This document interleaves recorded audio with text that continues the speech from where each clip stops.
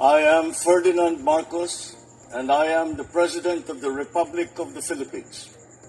I stand today on behalf of 110 million Filipinos. Nung kasulukuyang Ondoy, talagang malakas yun. Yung third floor ko ng bahay ko, 2 baitang na lang. Oo. Tapos, iniwan na lang namin yung mga gamit namin. Sinara na lang namin, lumikas na kami. Oo. Tapos, nakailang daan, may Yolanda, ganun din po. Pabalik-balik na lang po. At noong nakaraang araw, gabi, bumaha. 1 hour lang yun. Hindi naman nakasampa dito. Hanggang dito lang. Ako po nagpapasalamat kay Presidente BBM na umaksyon po sila. Oo. Kasi wala namang bumababang presidente ditong iba. Sa takungkong to, si Presidente Marcos lang ang kasama yung dating tatay nila. Salamat po kay BBM. Thanks. Sa tuwing babagyo po talaga, napakahirap po talaga dito sa amin ang kalagayan namin. So, ngayon po, nung nalaman po namin na gagawin na po itong kalsada na to, ay naku po, nagpapasalamat po, sana po matuloy. Natuloy nga po yun. At sa ngayon po ay medyo maganda, sana po ay guminhawa na po kami ngayon. Na hindi na po kami pabalik-balik sa eskwelahan. Napakahirap po talaga eh. Ngayon po, kung yung nakaraan ulan, konti lang po. Pero umupa na po. Kaya nga po yung magandang pagkakataon na napagawa na po itong sa Araneta. Papasalamat kami sa mahal nating Pangulo. At natupad na po yung natin dito sa Araneta. Papasalamat po talaga ako sa mga gumawa ng drainage sa atin dito, sa PWH, at sa pong mga tumulong dito ng mga engineer. Nung Ondoy po, ang taas dito. Alam mo po, yung bahay namin, doon po kami naglikas sa mataas na yun. Lalo yung Yolanda, ang lampas tao dito po. Isang araw bumahaan, nag-ulan. Pag ng ulan, kaagad, agos kaagad dahil dyan sa mga drainage na yan. Malaki pong pagbabago ng bagong project na yan. Kaya, sabi ko, salamat Panginoon, di naman lumalim tong tubig. Ako po nagpapasalamat sa Pangulo dahil ginawa niyang paraan itong lugar namin na kami sa baha. Kaya ako, praise naman ng Lord na ko si Pangulo. Papasalamat po ako, sana nagpatuloy pa siya ng kanyang panunungkulan. Wow. Opo.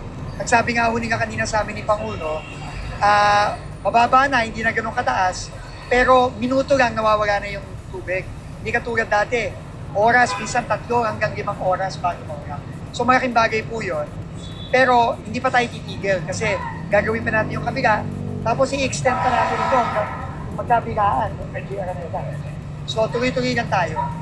Yun na yung sinabi ko sa ating regional director, sa kay ART Sherwin, na dapat kung ano yung ginawa dito ng district natin dito sa GR na ito, kailangan ganito na rin yung gagawin sa buong Metro Manila. Kasi nakita natin effective. So, as long na tama ang gagawin, hindi na nakawin ng pera, tama ang gagawin, piling ko, kahit pa paano, may ibsan talaga natin yung pagbago.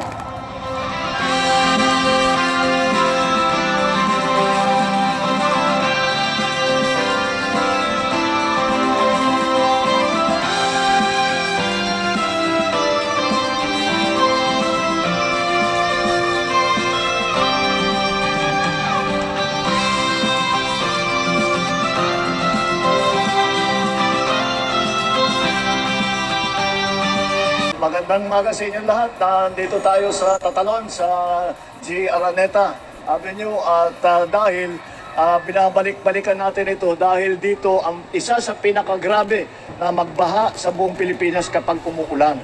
Ang ginawa natin ay naglagay tayo ng malalaking drainage. Kung maalala ninyo, noong nakaraan, nandito rin kami, ipinakita natin yung napakalaki na mga tubo, na goma, na bago, na yun ang in-install natin dito. Yung mga nakikita ninyo mga butas dito, yung mga drainage, ang sa ilalim niyan ay yun na nga, yung ating mga malalaki, mas malaki pa sa tao.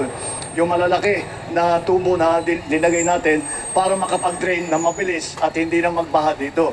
Mabuti naman, mukhang effective naman dahil kausap ko lahat yung ibang mga tiga rito at kanila ay dati lumalampas daw sa second floor yung tubig dito kapag umuulan kahit kaunti lang. Maintindihan mo naman kung bakit. Dahil kung titignan ninyo, lahat ng palabas dito ay pataas. Lahat ng pupunta mo mula rito ay pataas. Kaya naman lahat ng tubig dito pupunta. Kaya yung drainage importante at itong ang tubig na drain dito ay dinadala sa San Juan River. Yan ang plano natin. At ang susunod na problema na kailangan natin lutasin ang pagkolekta ng basura. Dahil ang nangyayari dito, pag pumapasok na yung tubig, dala yung basura, nababara na naman yung ating mga drainage. Kaya magpapatulong tayo sa local government, hihingi tayo ng tulong kay Mayor Joy at sabihin natin kung pwede ay gawa tayo ng sistema para tuloy-tuloy ang pag-declogging. Ginagawa na ng mga tiga rito, nagdi-declogging sila. Pero small scale lang. Sa dami ng basura, kailangan talaga meron tayong isang sistema para alam na natin kapag uulan ng malakas ay tiyakin natin na lahat ng basura ay makolekta at pagkatapos ng ulan ay may madadala pa rin basura, magdi-declogging ulit. At kaya pagka naayos natin yan, palagay ko mararamdaman. Ngayon pa lang nararamdaman na raw nila na hindi na tumataas yung tubig at kapag may tubig na umiipon dito, ay mabilis naman mawala. Hindi kagaya ng dati na ora-orada bago sila makapasok dito sa kanilang mga lugar. At lahat ng mga gamit nila na nasisira, lahat ng mga negosyo, nakikita niyo, may mga sari-sari store dyan, may mga kung ano-ano mga maliliit na tindahan, siyempre nasisira ang kanilang hanapbuhay, nasisira yung kanilang mga ipinagbibili. Kaya napakalaking bagay na ayusin natin ito. Kaya dyan ang ating ginawa, patuloy natin itong gagawin. At ito ay dito pa lang to, sa 1/2 pa lang ito, kalahati pa lang ito. Gagawin din natin yan dun sa kabila para talagang mabilis ang takbo ng tubig, mabilis ang paglabas ng tubig at hindi na mababaha dito sa G. Araneta Avenue dito sa Tatalon. Maraming salamat. Good morning. Oh, ayan na.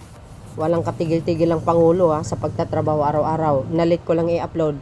Ganun pa man mga kababayan. Malaking ginhawa po yan. Diyan sa may bandang yan sa may Araneta Avenue ba yan? So, at least ngayon naayos po ang kanilang ang mga nila, ang pinoproblema nila kasi tuwing baha talagang tumatayo. Kasi hindi maganda yung drainage na sinasabi. Pero dahil sa utos na ating mahal na Pangulo at yan naman po ang tinutukan ni Secretary Vince Dizon. Kaya ngayon, pag bumabaha, in 5 minutes nawawala ka agad. Pero sabi nga nung ni Secretary, minsan umaabot ng 5 oras bago bumaba. So nakakaperwiso nga yun. Salamat din sa ating mahal na Pangulo na talaga namang tinututukan niya ang bawat problema. Yun nga, sabi ko nga 6 years ko lang po yun. Kung mahaba ang termino nito bagamat marami talagang bawat lugar ng bansang Pilipinas ay maaayos, no? So yun mga kababayan ang aking pinaka-latest updates. Maraming salamat sa inyong watching. Follow and likes mga beswa and hit the button bell para lagi kayong updates. Okay? Maraming salamat po. Bye bye bye and baboos. God bless Philippines. There's more guys. Bye everyone.